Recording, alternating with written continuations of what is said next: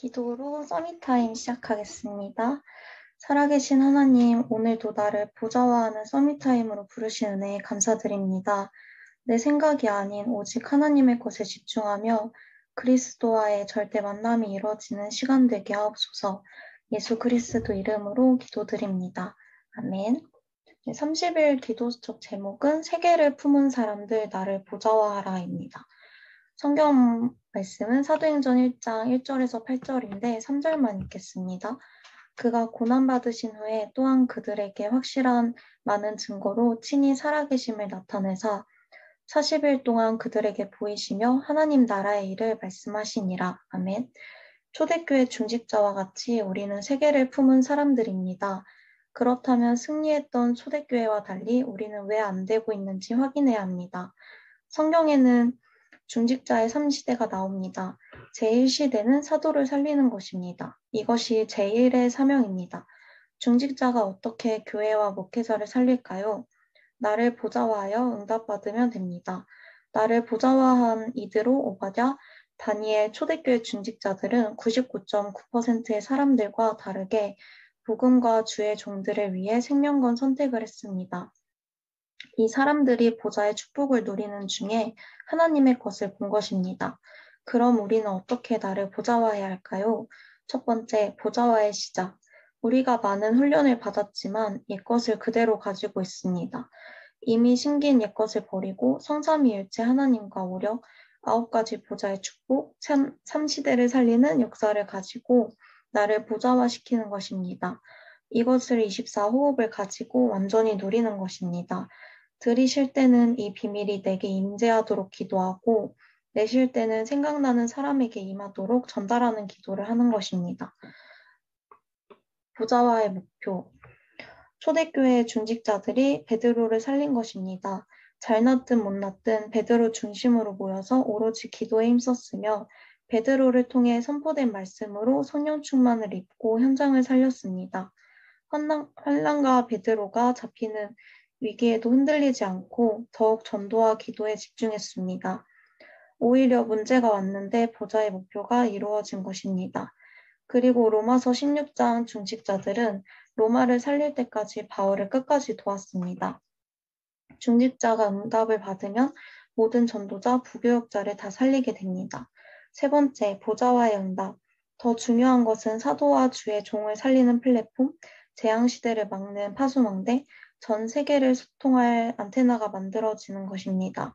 이것이 로마서 16장의 초대교회 중직자가 받은 응답입니다. 보좌와의 시작과 목표, 응답을 누리게 되면 보호자와 동역자, 식주인의 응답이 오고 나와 산업 237의 빛이 임합니다. 이제 보좌의 축복을 기도로 누리고 하나님 나라의 일을 기다리고 성령 충만이 임하면 237을 향해 도전하면 됩니다. 이것을 위해 기도의 리듬을 찾아내길 바랍니다. 30일 기도수첩 메시지에는 2021년 세계 중직자 대회 1강으로 드려줬는데요. 중직자 3시대 중 제1시대에 대한 말씀으로 중직자의 제1시대, 제1사명은 나를 보좌화해 사도를 살리는 것이라고 하셨습니다.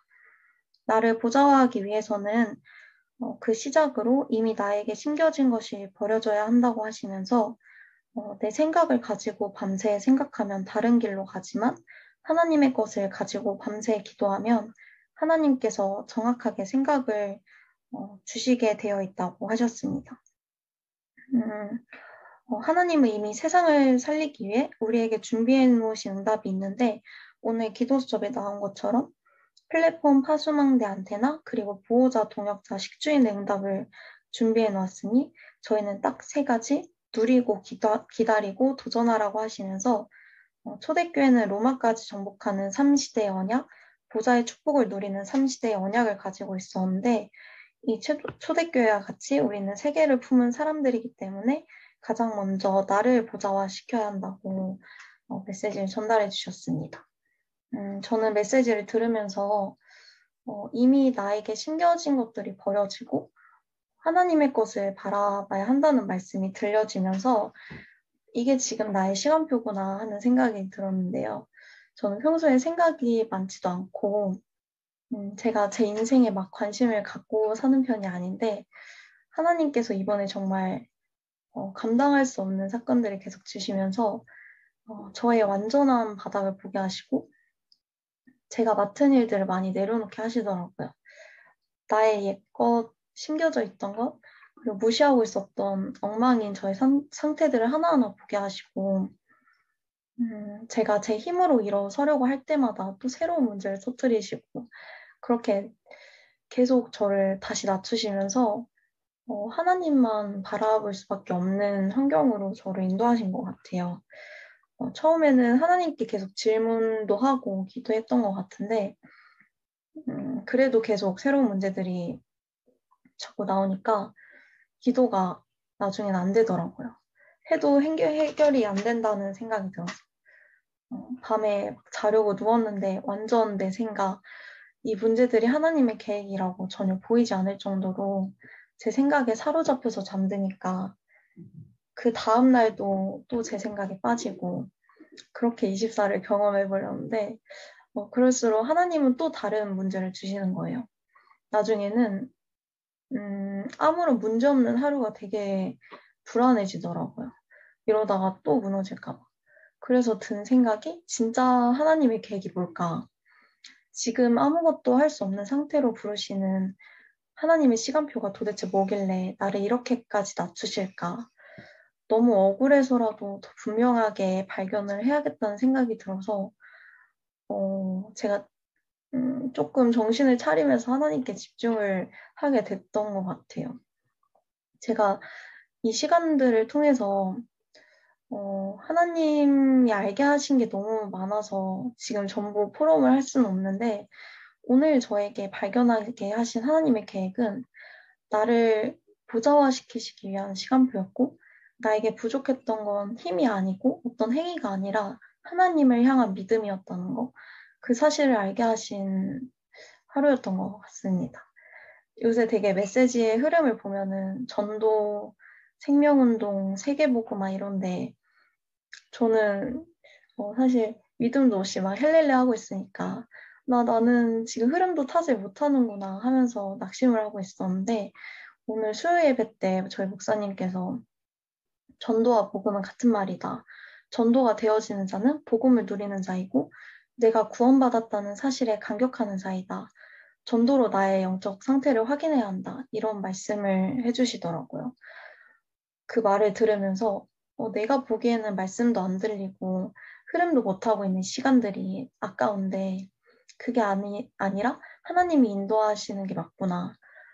결국은 세계복음화에 나를 쓰시기 위해 더 확실하고 정확한 복음 준비하도록 이 시간표를 주셨구나 생각이 들어서 감사했던 것 같습니다.